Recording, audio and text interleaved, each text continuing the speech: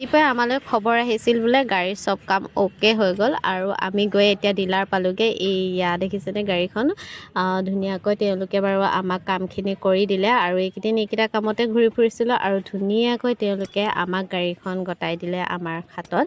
আৰু এই গটোৱাৰ আগমুহূৰ্তত তেওঁলোকে ইমান ধুনীয়াকৈ এইবিলাক মেনেজ কৰি ৰাখিছিলে আগতীয়াকৈ। ধুনীয়াকৈ কেক চেক কাটিলোঁ, আমি খালোঁ সকলোৱে। এতিয়া গাড়ীখন টুকুৱে অকণমান চাইছে, সি ড্ৰাইভিং ছিটটোত অকণমান চাই মেলি বোলে দেউতা ময়ো উঠোঁ দেই। তাৰপৰা সিও এনেকৈ গৈ মানে আগফালে বহিবগৈ আৰু এতিয়া।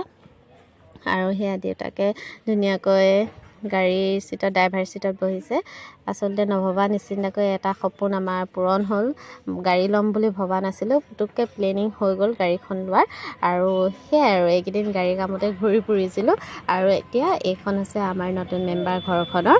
গতিকে আমাৰ গাড়ীখন কেনেকুৱা লাগিছে আপোনালোকে কমেণ্ট এটা কৰি জনাবলৈ নাপাহৰিব। আৰু এইয়া লাহে লাহে গাড়ীখন ডিলাৰৰ পৰা ওলাইছে আৰু দেই, মানুহজনে চলাইছে। এয়া ধুনীয়াকৈ লাহে লাহে গাড়ীখন উলিয়াই নি আছে।